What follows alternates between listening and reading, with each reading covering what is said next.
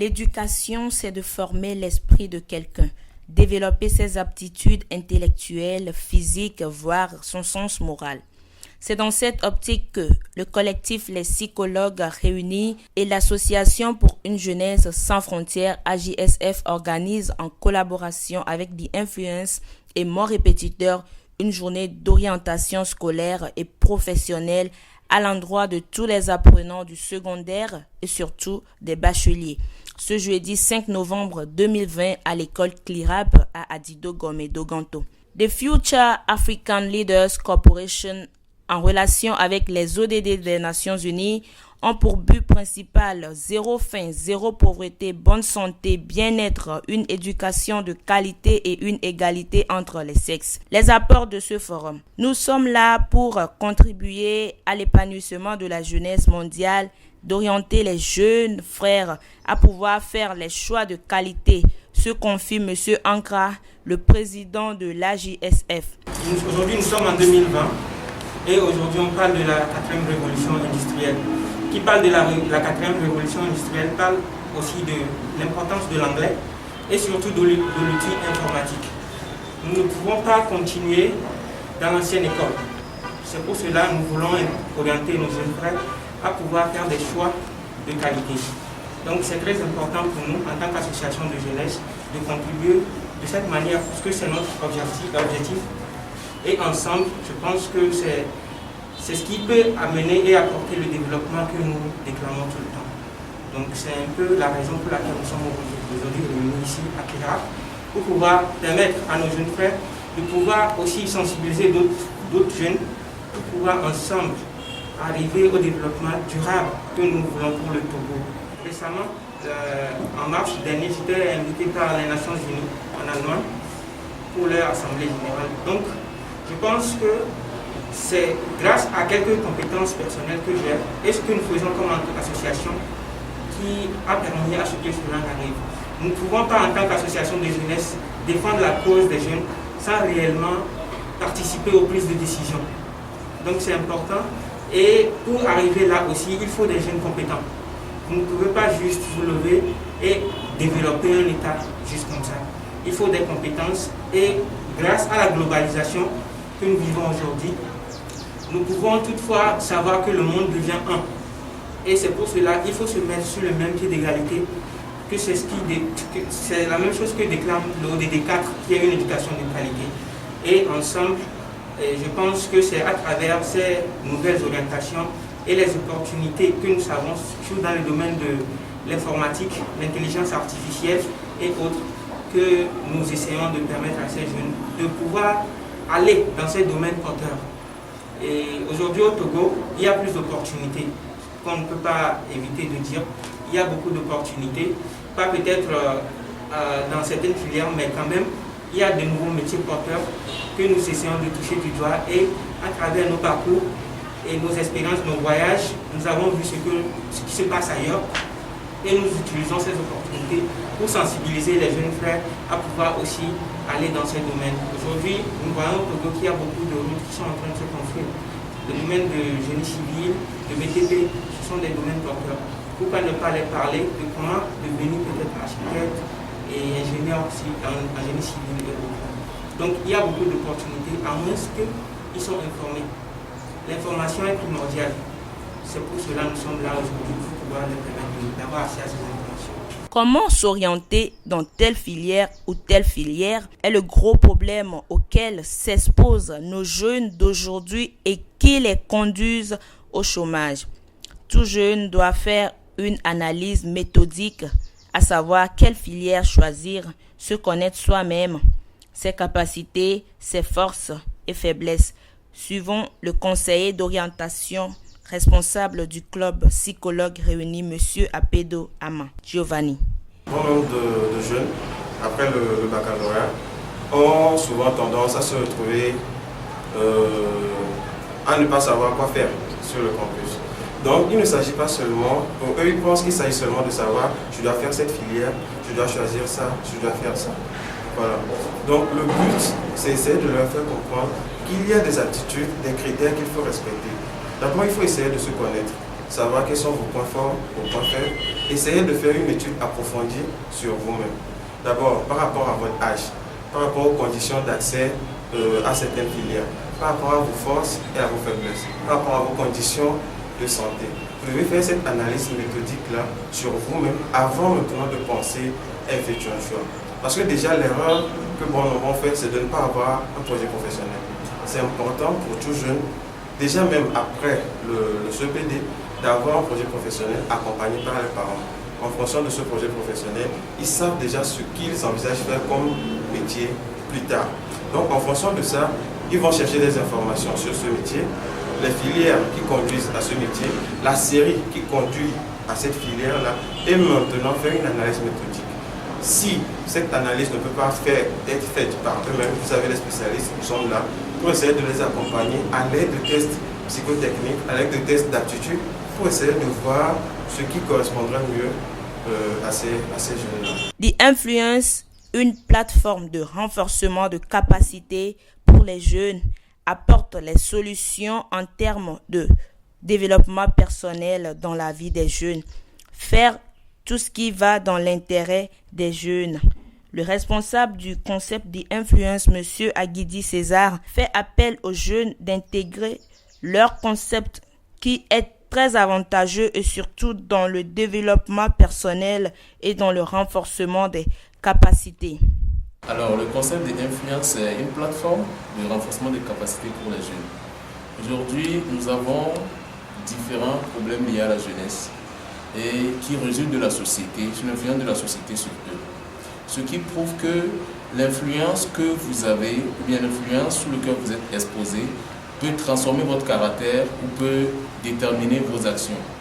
Donc, qu'est-ce que nous faisons à The Influence? The Influence, nous apportons les solutions, c'est-à-dire en termes de développement personnel et en termes du parler, pour, remédier à ce genre de problèmes dans la vie des jeunes. Donc, nous discutons sur des sujets comme l'importance de la vision, quelles sont les qualités à investir en soi en tant que jeune, et tout ça pour vraiment construire une jeunesse qui est remplie de qualités et adaptée aux capacités, à l'éducation qu'ils reçoivent à l'école pour produire des leaders pour la société. Donc, l'influence, globalement, c'est ce que nous faisons. L'influence, peut dire renforcement des capacités, va dans le même sens que le développement personnel. Aujourd'hui, nous avons les ODD qui prônent le développement durable. Mais le développement durable ne peut pas être possible quand les développements personnels ne sont pas atteints. Donc, ces personnes qui doivent être impliquées dans le développement durable doivent d'abord se développer eux-mêmes pour savoir comment développer les autres. Donc, nous avons besoin des qualités pour renforcer nos capacités en tant qu'individus d'abord et ensuite communiquer cela aux autres. Donc, renforcement des capacités, je suis plus dans ça que le développement personnel, parce que le développement personnel, c'est plus d'autres choses. Et bon, ils ont les stratégies de faire. Nous, on a aussi nos stratégies de faire. Nos élèves du cours secondaire ne sont pas en exception. Ils sont également parmi cette foule pour pouvoir cerner beaucoup de choses dans leur mémoire en matière d'orientation. Sur ce, le responsable du club Mon Répétiteur, qui est basé sur l'encadrement dans les études des écoliers de différentes classes, M. Christian Appia. Mon Répétiteur est une structure éducative qui œuvre dans l'accès, le numéro 4 des ODD, qui est l'éducation de qualité. Vous savez, en Afrique, ce dont nous avons besoin, c'est une éducation de qualité et une éducation orientée. L'éducation de qualité, dans quel sens? Parce qu'en Afrique, notre système éducatif est plus théorique que pratique. Et la plupart du temps, quand les élèves vont à l'école, ils apprennent des choses. Mais maintenant, dans la vie pratique, c'est beaucoup plus compliqué de mettre à l'œuvre ces choses-là qu'ils ont appris à l'école.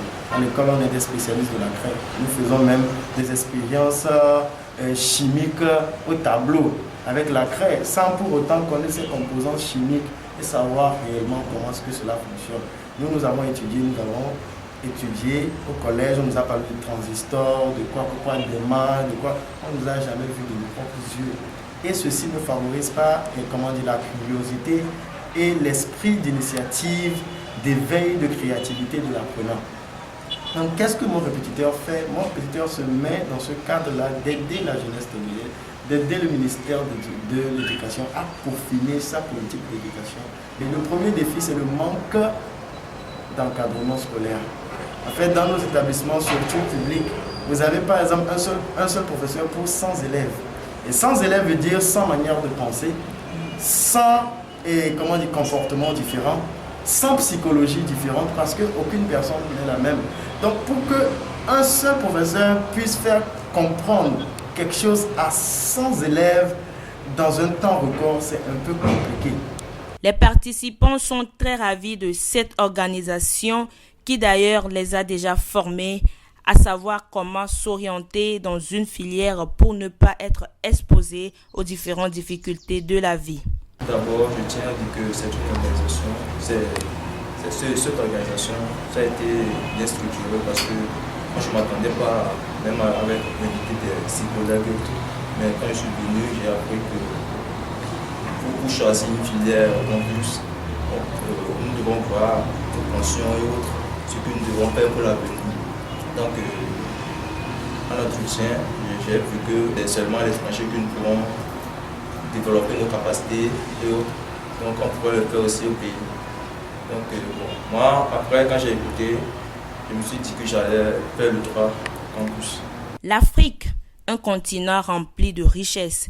Les jeunes Africains doivent être recadrés pour pouvoir les inculquer les valeurs de création d'entreprises. Le CLIRAP, une école de formation professionnelle qui forme les jeunes, de les aider à prospérer et de poursuivre les études à l'extérieur, surtout avec les pays avec lesquels ils ont signé des partenariats, l'Italie, l'Allemagne, la Chine, la Belgique. Et grâce à leur président qui est le chargé des affaires étrangères du CLIRAP, le docteur Assavi Assali, d'après le propos du directeur CLIRAP, M. Richard Akbabla.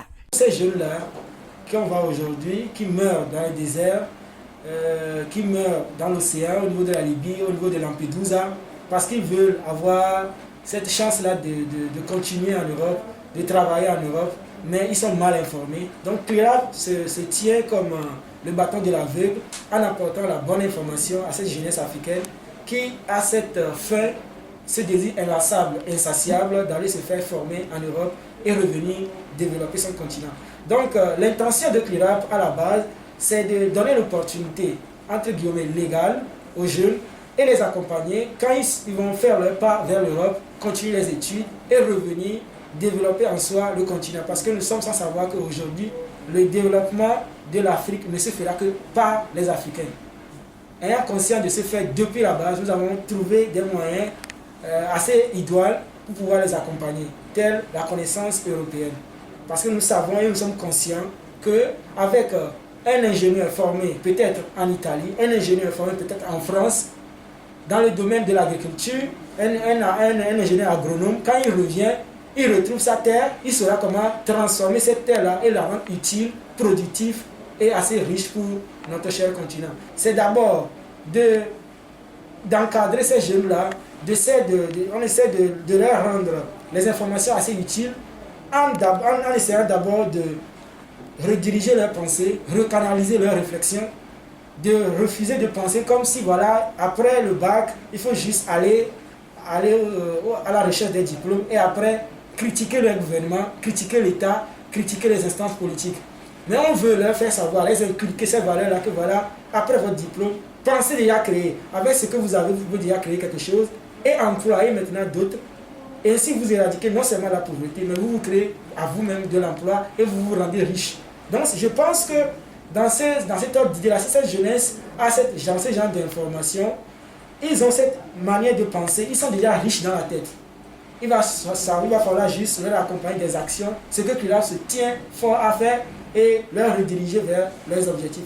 Parce que nous avons compris que la jeunesse africaine, surtout togolaise, est en manque d'objectifs créatifs de revenus, d'objectifs génératrices de richesse. Nous avons la chance d'avoir un président assez dynamique et très diplomate. Le docteur Assadio Assadio, permettez-moi de donner son nom. Il est le président et le chargé des affaires internationales du CLIRAP. Il est actuellement en Italie. Donc, il a ce présidentialisme très fort. Il a eu à signer des accords avec non seulement l'Italie, mais aussi avec l'Allemagne, la Chine et la Belgique. Il a lui-même étudié à Nottingham, ce qui fait de lui une personne assez outillée et très, je dirais, adulée dans le domaine de la diplomatie. C'est une chance pour nous en tant qu'Africains, c'est une chance pour nous en tant que jeunesse d'avoir quelqu'un qui se tient à la brèche comme ça. Et aujourd'hui, quand on dit que CLIDAP est en partenariat avec l'Allemagne, CLIDAP est en partenariat avec la Belgique, CLIDAP est en partenariat avec l'Italie, ce ne sont pas juste des paroles, ce ne sont pas des illusions qui sont vendues en l'air, mais c'est plutôt des accords écrits sur papier que nous pouvons donner comme preuve. Et c'est avec ça que nous essayons de donner, de contribuer à notre modeste façon à former cette jeunesse africaine-là, à non seulement les donner les connaissances, mais à les guider de manière, je dirais, instructive, à canaliser leurs pensées sur la richesse. Parce que c'est ça. Il faut que vous pensez riche avant de devenir riche. Si la jeunesse ne pense pas riche, il ne va jamais devenir riche. Aujourd'hui, on va à l'école, on voit déjà la manière dont on va conduire notre zème après. On ne pense pas à la richesse, parce qu'il faut d'abord penser à la richesse. Et ce sont les valeurs que prône le CLIDAP. Parce que quand vous venez chez nous, on va d'abord vous diriger vers un secteur, obligatoirement vers un secteur technologique. C'est ce qu'on encourage à CLIDAP. Parce qu'on sait que demain, l'avenir, le futur, c'est ceux qui sont technologiques, ceux qui sont dans le domaine de la technologie, dans le domaine de l'informatique, qui vont prendre le dessus, qui vont prendre l'assaut. Donc vous n'allez pas aller en Europe aujourd'hui faire la jurisprudence. Excusez-moi, le thème c'est italien, le droit. Le droit, quand vous allez en Italie étudier le droit, mais en quoi êtes-vous utile à votre continent? Donc voilà les manières à notre juste façon de pouvoir aider ces jeunes-là. Donc les partenariats sont avec ces pays. Et il faut rappeler que nous ne sommes pas seulement au Togo, nous sommes également en Côte d'Ivoire, à Abidjan, nous sommes au Cameroun, il y a 4 centres au Cameroun, il y a Yaoundé, il y a Douala, il y a Bastos et il y a Chang. Donc nous sommes dans 4 centres au niveau du Cameroun. Nous sommes également au Congo, à Brazza, il y a Kira Brazza. Nous sommes également à Accra, au Ghana. Nous sommes également, le siège même, je disais, donc il est en Italie, c'est à Turin, dans la région de Piémont. Ce qui fait que nous avons une certaine assise de manière internationale et nous opérons avec tous ces antennes, tous ces réseaux réunis, ce qui fait notre force au niveau de la diplomatie internationale. Pour être étudiant de CLIDAP, c'est très simple. Okay? Il faut juste nous revenir avec votre bac. Parce que tout ce qui se fait à CLIDAP commence déjà avec le baccalauréat. Donc quelqu'un qui a un baccalauréat, tous séries confondues, peut déjà passer à CLIDAP s'enregistrer. Les frais d'enregistrement, c'est juste 50 000. Et nous allons déjà vous mettre dans la cellule d'orientation. Quand vous vous inscrivez chez nous, on vous soumet à la cellule d'orientation. Donc, on va d'abord essayer de discuter avec vous, voir vos motivations, voir vos objectifs, vos projets, votre vision de l'avenir. Parce que c'est en cela qu'on va déceler ce qu'on va vous offrir. Vous n'allez pas juste venir, on va vous dire, ok, faites ceci. Mais on va d'abord vous soumettre à l'orientation.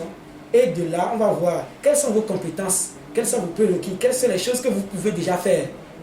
Et comment on pourra maintenant vous donner cette valeur comme valeur ajoutée. Et ensuite, vous pouvez vous exprimer de manière ouverte et significative pour votre famille d'abord et votre pays et ensuite le continent en général. Ces jeunes bacheliers, ceux qui viennent à peine d'avoir le bac et qui n'ont pas eu cette chance-là de suivre la conférence d'aujourd'hui, d'abord il faut qu'on soit réaliste, vous allez manquer beaucoup de choses. Mais il n'est pas encore tard. Vous pouvez maintenant d'abord soit passer par là, vous venez à Djidogamé Doganto, juste en face du cap au niveau de la retenue d'eau, juste dans le corner de la retenue d'eau. Vous voyez l'immeuble avec les drapeaux. Nous allons d'abord vous avoir une séance de causerie avec vous, d'orientation. Et ensuite, s'il y a lieu, vous diriger vers ces acteurs qui étaient là aujourd'hui pour plus de connaissances dans le domaine. On va beaucoup plus vous rediriger et planifier vos plans. Parce qu'il faut que vous soyez décidé déjà en ce moment pour ne pas perdre dans le futur. Et il faut aussi dire qu'il y a quelque chose que je répète, je le dis toujours et je vais toujours le réitérer. Le jeune Togolais, le jeune bachelier togolais doit déjà faire ce qu'on appelle le brainwashing of your mind. C'est-à-dire qu'il doit commencer déjà par enlever l'étiquette là qui a sur beaucoup de ces jeunes, sur la tête de beaucoup de ces jeunes, pensant que quand vous avez le bac, il faut juste aller à l'université, après avoir la licence, après le master, et bon voilà, quand vous avez le master, vous allez chercher de l'emploi. Non. Dans certains pays aujourd'hui en Afrique, par exemple le Rwanda, on a initié l'entrepreneuriat déjà à partir du lycée. Je pense que les étudiants, même si vous n'avez pas ça comme matière, vous devez vous faire ça comme matière. Mettre ça à côté. Ça fait partie des choses que moi je prône en tant que directeur d'association internationale, il faut que l'entrepreneuriat soit de mise dans votre sac quand vous évoluez dans votre cursus scolaire. Et pensez innover, parce que quand vous avez ça en tête, vous pensez innover, créer, je suis sûr que quel que soit le parcours que vous aurez à embrasser, vous n'allez jamais chômer. Jeunes Togolais, ne pensez pas négativement, pensez toujours positivement, cherchez toujours à aller loin. Le directeur de CLIRAP invite tous les jeunes à s'enregistrer dans leur école de formation pour plus d'informations et de savoir comment s'orienter dans de différents domaines.